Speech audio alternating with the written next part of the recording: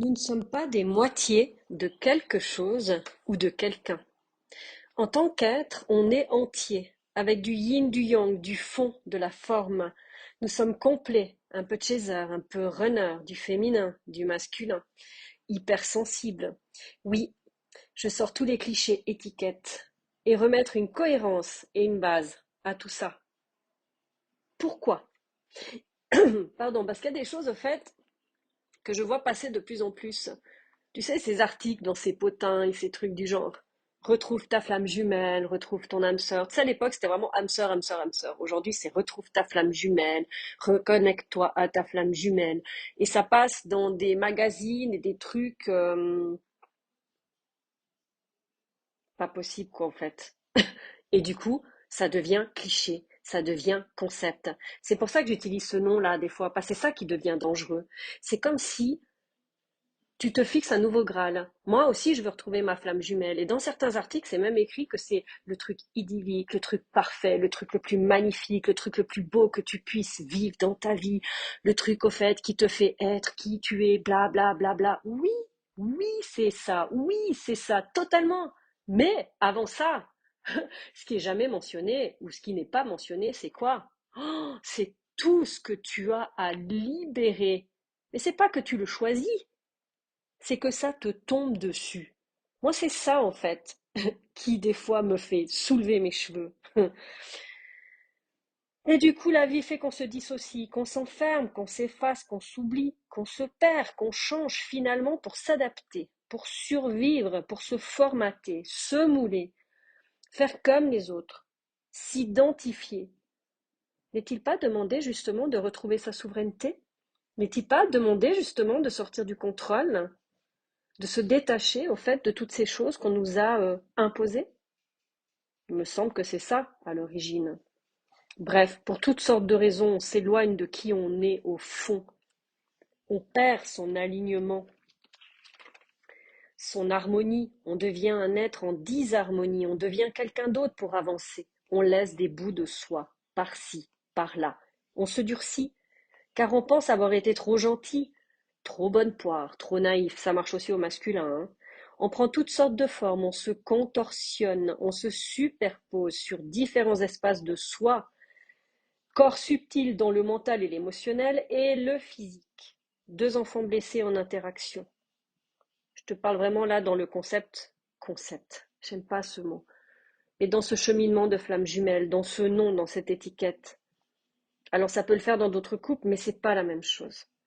Deux êtres en disharmonie, deux réactifs, ensemble ça fusionne, ça réunit, ça rassure, ça montre une nouvelle perspective d'une vie magique, d'une possibilité, d'une ouverture, d'une féerie hors norme, hors du commun, une richesse de potentialités, nourrie sur tous les plans physiques, émotionnels, spirituels, mental, sexuel, corporel, énergétique. On a tous vécu ça. On a tous goûté. En tout cas, la plupart, il me semble. Rempli, complet, plein, on goûte à ce tout, à ce cocon, à cette merveille. Normal qu'on persiste ensuite à vouloir retrouver cela coûte que coûte, accepter n'importe quoi, n'importe comment, perdre son identité, tel des drogués de ce breuvage si rare. L'identité était déjà perdue à l'origine, hein, avant la reconnaissance, avant que tu rencontres ou que tu revoies cette personne. Tous aspirent à ça, à vivre cela, à ressentir cela. Tous se mettent à chercher ça en dehors. Mais ce qu'on oublie, c'est que l'autre a révélé à travers lui cette part de nous qui existe et qui a toujours été là, finalement, qu'on a oublié derrière tout ce qu'on s'est collé dessus, selon la société, l'éducation, les peurs, les croyances, de devoir être ou faire. Waouh!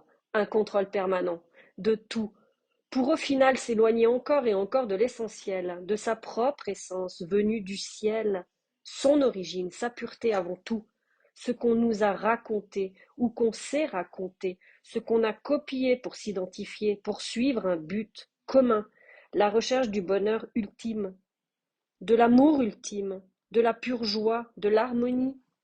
On oublie que tout est en nous. On est un être duel, on est une planète duel. Tout existe ensemble, dans les opposés, mais totalement complémentaires. On se perd dans les étiquettes, les genres à avoir, à suivre, à être. On s'identifie à chaque instant, car au fond, on a perdu notre identité originelle. Tu me diras, mais oui, mais tu utilises les étiquettes, tu utilises ces noms, tu utilises ces trucs quand tu parles. Ben oui, c'est logique. On vit dans ce fonctionnement-là, dans ce système.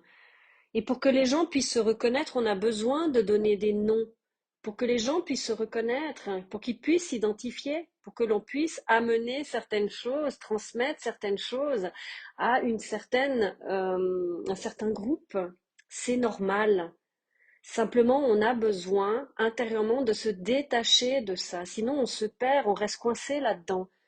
Et finalement, on oublie d'aller visiter sa propre identité, qui on est dans un sens. Donc chaser, runner, yin, yang, fond, forme, hypersensible, indigo, guerrier, déesse de lumière, homme, femme, HP, on est ces identifications, oui, mais on est tous à être rappelés à la maison.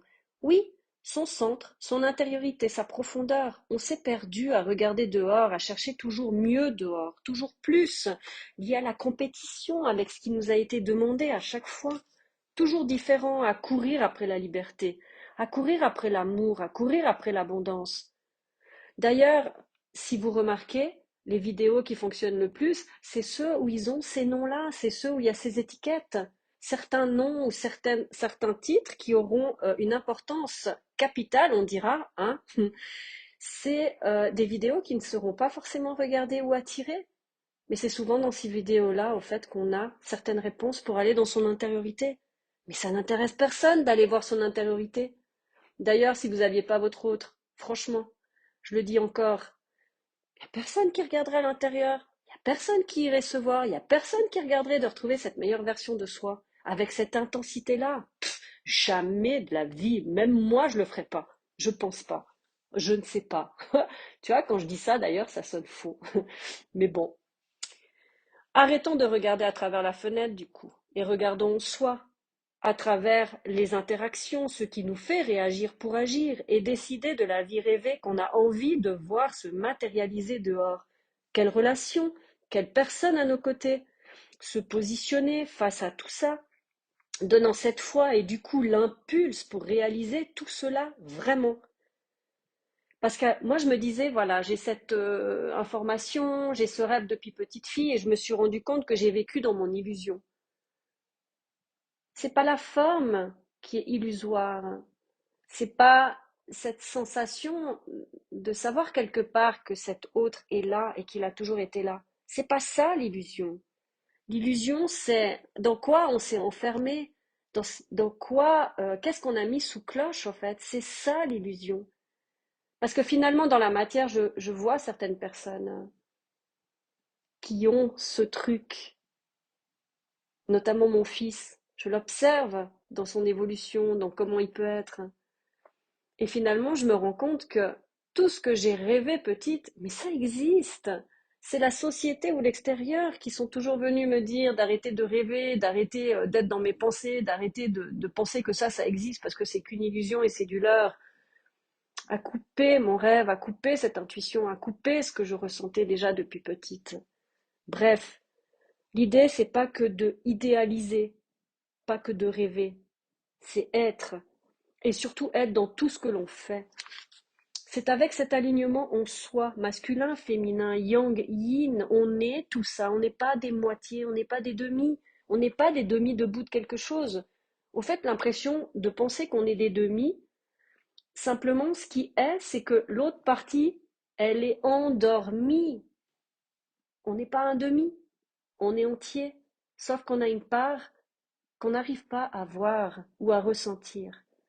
On a notre couple intérieur, on a besoin de retrouver ça sur le plan horizontal de la matière. Et l'enfant que nous sommes, il a besoin d'être réuni entre son père et sa mère originelle sur le plan vertical, c'est-à-dire père et terre, ou ciel-terre si tu veux avoir cette image-là.